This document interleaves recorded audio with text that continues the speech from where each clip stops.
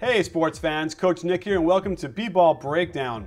You want to know what the biggest adjustment was by the Spurs in Game 5 against the Thunder, do you?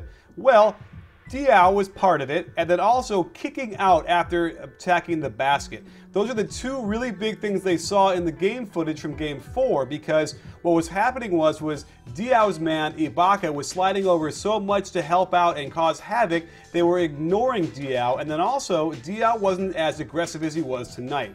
If he could be that aggressive and make that many good plays all around, the Spurs are unbeatable. So that's the real key here, and they were kicking the ball out to him a lot, and he was making the right decision. And that's going to be a problem for the Thunder if he continues that in Game 6.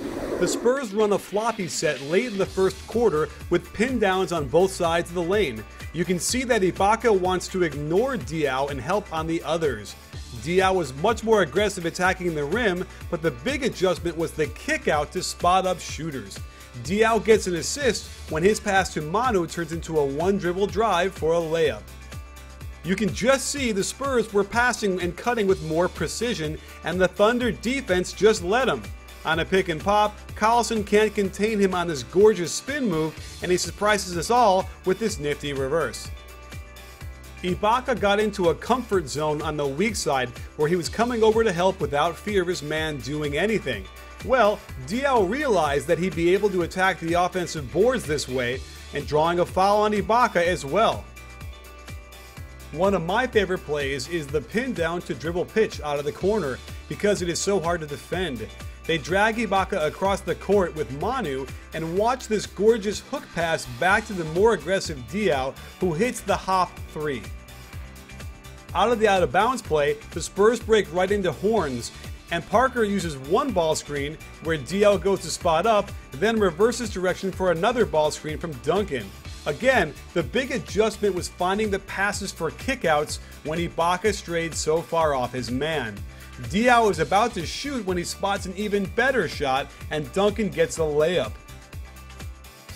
With OKC trying to get some momentum, Diaw comes over from the weak side to block this KD dunk attempt.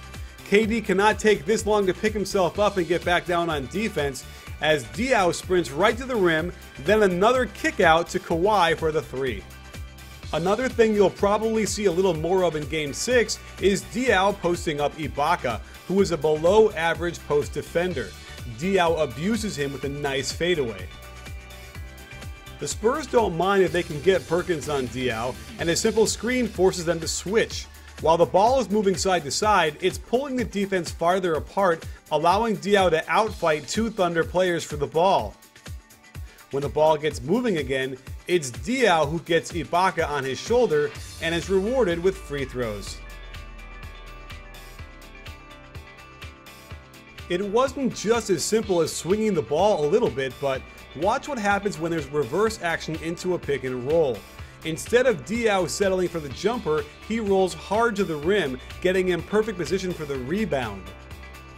This directly leads to another great possession where the ball is flying around the court, opening up a drive middle for Parker, who schools Steven Adams a little bit.